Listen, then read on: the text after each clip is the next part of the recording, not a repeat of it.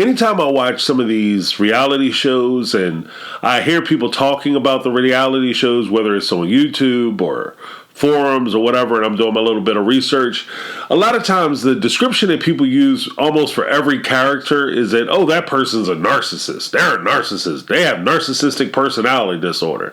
And they just throw it around all the time. And for most of the characters, most of the time, it really doesn't apply. And they may be extremely arrogant. They may be extremely selfish. They may be extremely self-centered. And they probably do have other disorders and other issues that are manifesting themselves, and they appear to be narcissistic. But even with some of the narcissistic personalities, that a lot of the people that I've seen who are accused of being narcissist, and they say this person's a narcissist, a lot of times they don't have the self-confidence or the self-awareness or the self-importance for them to really register as a narcissistic personality disorder candidate. They may have similar traits. You know, some of them may suffer from sociopathy or psychopathy, in which, you know, I mean, they're kind of scary to be in a room with, but they aren't necessarily narcissists. And there is this very subtle difference. Now, I'm speaking about these terms and phrases because there has been some question as to what my training is. I am not a doctor. I am not a medical personnel person. I have not been to medical school. I don't have a degree in psychologist. I have a couple degrees in social psychology or social science, but I'm not a psychologist or psychiatrist. However, so I'm approaching this as a layperson. And before we get started, I would ask that if you're getting anything from the content, that you consider subscribing to the channel. It really helps the channel out. It helps me out. Hey, who doesn't want to help a brother out? So go ahead and hit that HBO special down below, which is Help a Brother Out special, and click that subscribe button. Ring the bell for when we upload videos. And by we, I mean me, because it's a one-man show. Also, if you guys are getting from the content and you are already subscribed, I want to go ahead and say good job. No, really, I want to say thank you. I appreciate it. I appreciate all your support. It really means a lot. And if you want to continue to support the channel, the easy way to do it is to just go ahead and give me a thumbs up on the video to let me know that you've enjoyed it and you're enjoying the content. And leave your take down below so that I can see what you have to say. And maybe you agree, maybe you disagree. Some people may just flat out disagree with what I'm saying. James, you full of that stuff. And that's fine. Without further ado, let's get it. Now, when I start talking about Cody and his approaches to things that I see in his personality, and after reviewing the DSM-5, which is the medical diagnostic book that a lot of psychiatrists use, again, I'm not a medical professional. This is almost like, you know, just a kid in high school picking up a law book, whatever. It doesn't matter, right? So I'm going through the DSM-5, and now they have 9 points that you should look for to try to diagnose whether somebody suffers from narcissistic personality disorder. Now, of those 9 points, you only have to register 5. Now, this is for fun and in general. We're going to go over those 9 points, and they are as follows. This is in no particular order and is only numbered for convenience and organization. 1. A grandiose sense of self-importance. 2. Preoccupation with fantasies of unlimited success, power, brilliance, beauty, or ideal love. 3. The belief they are special and unique and can only be understood by or should only associate with other special or high-status people or institutions. 4. The need for excessive admiration. 5. The sense of entitlement. 6. Interpersonally exploitative behavior. 7. The lack of empathy. 8. The envy of others or a belief that others are envious of them. And 9. The demonstration of arrogant and haughty behaviors or attitudes. Now, after I've read through and I looked at all these 9 points, and I didn't want to put too much context on it because, in my opinion, I want to get what you guys think and how many did you get? For me, as I was reading through these 9 points, and you only needed 5. In order for him to be considered a narcissistic personality and having a narcissistic personality disorder, you only need 5. Honestly, I was like, my man is batting 100. If I read through this and I didn't tell you what I was doing, I just said, which one of the Sister Wives characters exhibits these traits? And I started ripping them all. And I said, which one of the characters do you think, I wouldn't even be able to get the question out before somebody's like, yo, you talking about Cody? That's Cody, right? Yeah, Cody. That's who that is. That's Cody, right? And on so many levels, because Cody has exhibited so many of these things. And the messed up part about it is I will be the first person to acknowledge that Sister Wives and and TLC may have gotten together and scripted some of this. They might have coached him on how to perform this so that he can become the classic villain for a reality show. They may edit a lot of this stuff, but I mean, even in the edit kind of phase, if this is something that's actually happening, and I'll go on record and say this, if this is something that we are actually watching and somebody's actually coming out of their mouth with their ideas, with half the stuff Cody is saying, there is a problem. Now, maybe he doesn't have a medical diagnostic problem or a problem that you can be diagnosed medically, and maybe he doesn't need to see a therapist or whatever the case may be, because there is a point where you see people who have these issues and these problems, and you look at them and say, hey, maybe that guy's a narcissist, maybe he is a sociopath, maybe he's a psychopath, and maybe he has all these other mental issues. The reality of it is there are a lot of people who are walking the planet who don't necessarily have these psychological problems. They're just assholes. And Cody might very well, pardon my French, but Cody might be one of those people. He might just be a jerk. And that's just how he carries himself through life. Maybe his mom never told him that, yo, you make mistakes. You're not 100% perfect. Maybe he never had an instance where people that he dealt with and women that he came across actually looked at him and said, and held him to account, held him to standards. And that's kind of part of the problem. And that's one of the things that I wanted to get into as we talk about how do you deal with somebody who is like Cody? How do you deal with somebody like that? In your relationships, whether it's your family members, especially in romantic relationships, how do you navigate this treacherous minefield of emotions and jealousy and outbursts and insults and putting you down and dismissing you and all this and putting yourself second? I think that a lot of this can be checked by me saying, don't deal with it. Because it's too hard. There's too many things in a general healthy relationship that you would have to deal with. There are too many obstacles, too many challenges for you to have to overcome so that you can figure out whether you're compatible with a person and you guys can work together and you can get the things you need. You can provide to them the things that they need and you can move together and forward together as a couple. Too many working and moving parts for you to try to get into that fixer-upper mode where you're trying to make sure that that person is better. A lot of times when you try to invest in a fixer-upper mode, the only thing that happens is you wind up broke and you wind up damaged. And broke in the pockets and in the soul is what I'm talking about. So you want to be very mindful about that, especially when you're dealing with somebody who is narcissistic or has narcissistic tendencies. I've dealt with people like that. I've worked in a lot of different places. I've been around a lot of different people, which is where I get my knowledge base from. And I'll get into it in a video, I promise, because somebody actually made that suggestion. But I digress. The way it happens when you deal with somebody who's narcissistic and you call yourself trying to straighten them out and talk to them and tell them your feelings. Typically what happens is these aren't dumb people. And a lot of times narcissists tend to have very charming personalities and they have a way of kind of drawing you in.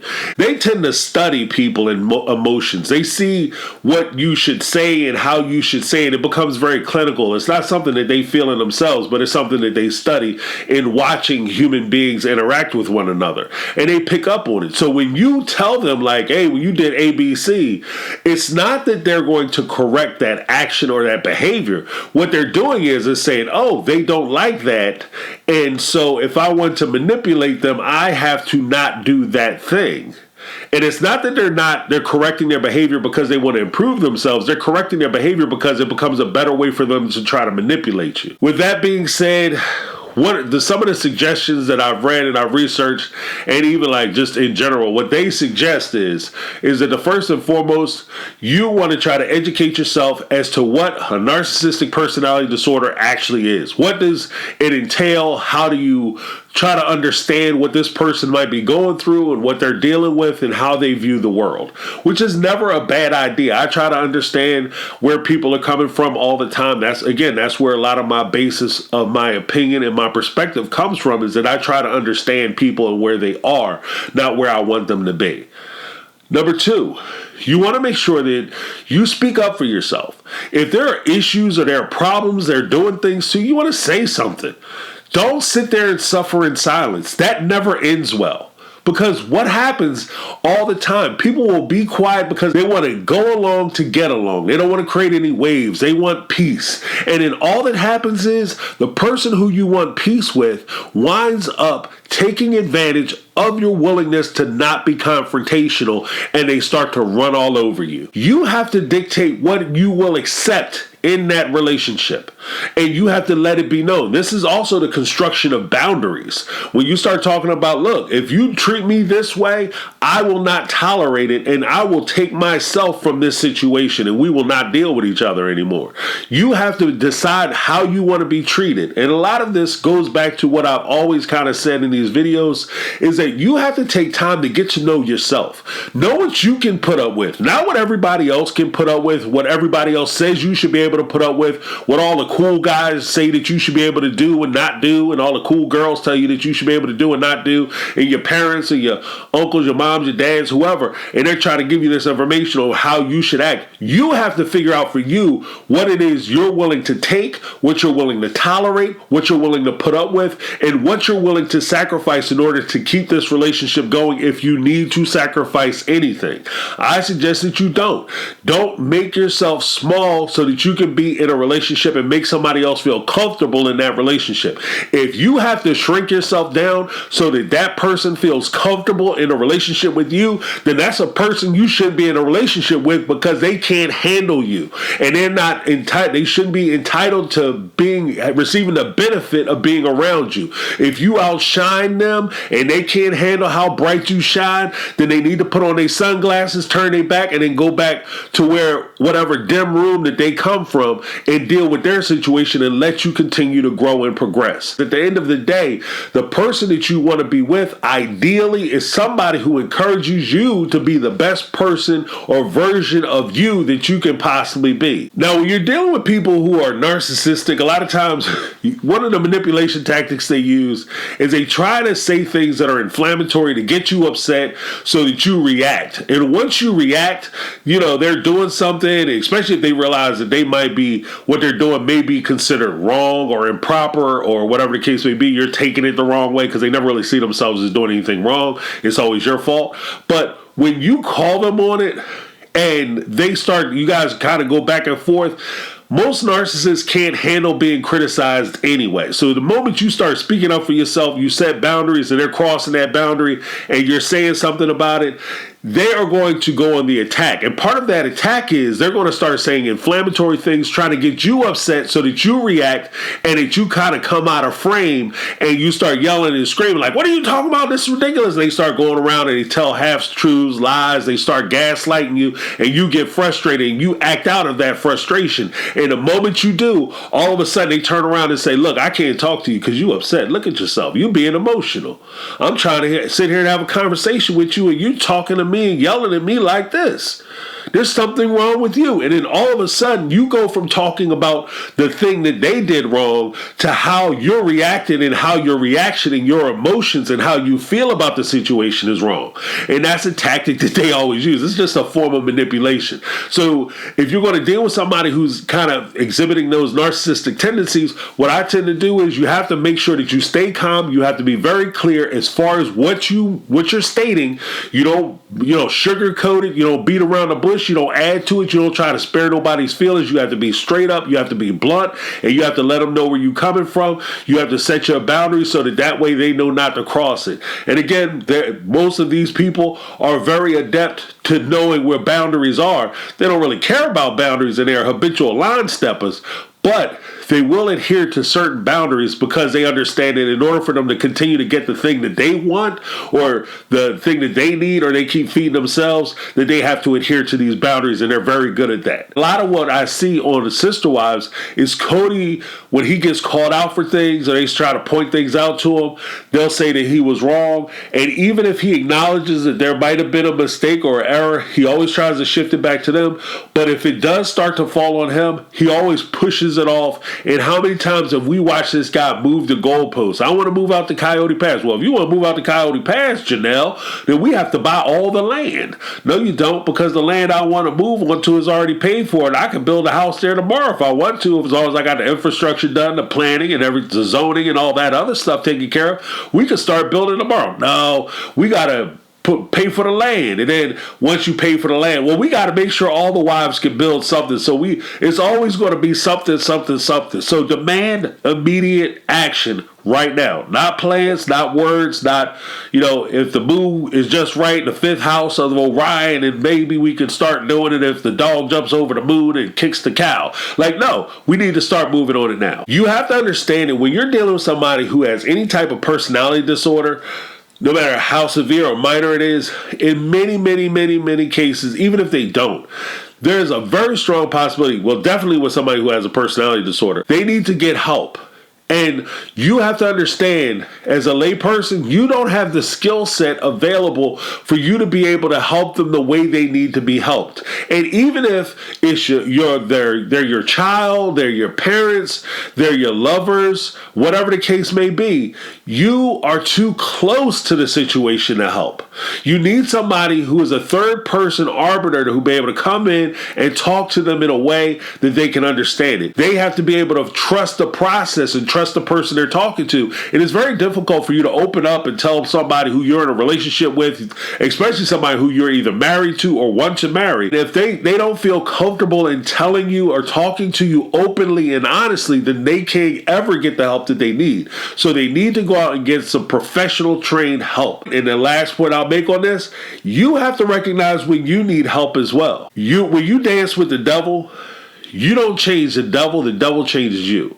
When you're dealing with somebody who has narcissistic personality disorder or sociopath or psychopath or different types of disorders, you're dealing with these people on a daily basis, especially interpersonal relationships where you're being manipulated, gaslit, lied to, tricked, deceived, belittled, put down, kicked, stomped, all that on a daily basis. You need to get help for yourself.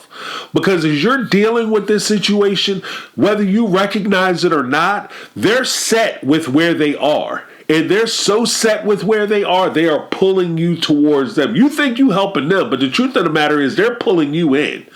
And they're like a black hole. The more power it takes, the further in you get, the more power it's going to take for you to escape. And then sooner or later, you won't be able to escape the situation. And this is part of the reason why initially I said that it's very difficult. And I would even recommend that you seriously consider not engaging in these types of relationships, because it's so difficult for you to get them the help they need. Because one, in order for them to get the help they need, they have to recognize that they have a problem.